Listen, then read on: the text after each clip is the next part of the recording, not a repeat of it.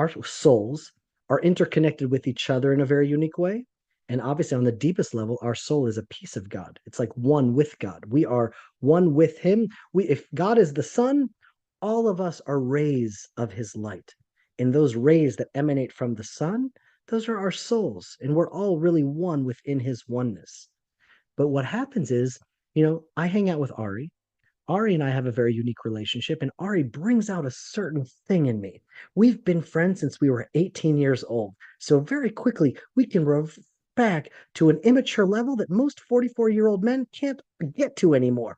But Ari and I have this thing that we're able to immediately go down to very, very childish levels of behavior because that's a unique relationship that I have with Ari. Tehila, on the other hand, she brings out a whole other side with me. Members in this fellowship, they bring out something in me that no one else brings. My father, he brings out something in me that no one else brings. And everyone in your own relationship, you notice, it brings out a certain aspect of our personality, a certain light of our soul, that when those two rays of light interact, it's like a fusion and a new light comes. And only those two lights can make that unique interaction. And that's why, God forbid, when someone passes away, someone that you love, it's so sad because a little part inside you dies. Because that's it.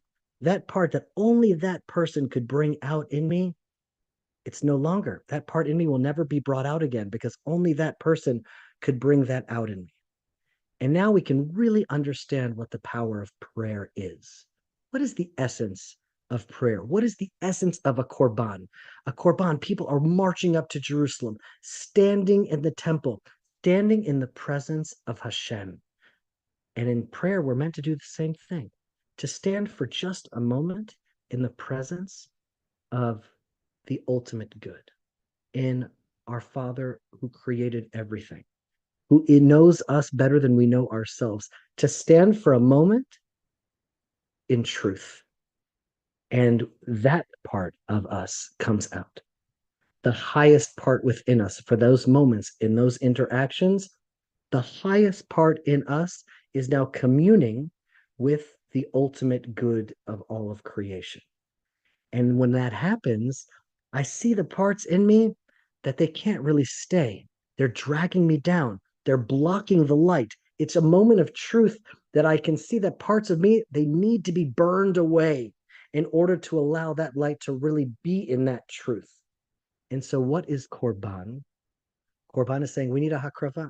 I need to give up of myself in order to draw close. So that's not new age and that's not a good sale. And no one wants come join us in the Torah way. And you're going to have to work really hard and become a better person. And as you grow and become with more refined attributes and you become holier and you become more righteous, then you will draw closer to God. But that's the truth. We have to become better in order to draw closer to the ultimate better. And in that prayer, we actually come close to the essence of what it is to go through a korban. And Israel right now has sacrificed so much. The people of Israel, the soldiers of Israel, the wives of the soldiers of Israel, the children of the soldiers of Israel, the families in the north, the families in the south, everyone is dedicating their time, their lives, their money, their prayers. Everyone right now is sacrificing, and you can see that Israel, in some ways, is drawing closer. We are actually slowly but surely becoming a better nation, a more united people. We're becoming better, closer to each other, closer to our destiny, closer to who Hashem created us to be.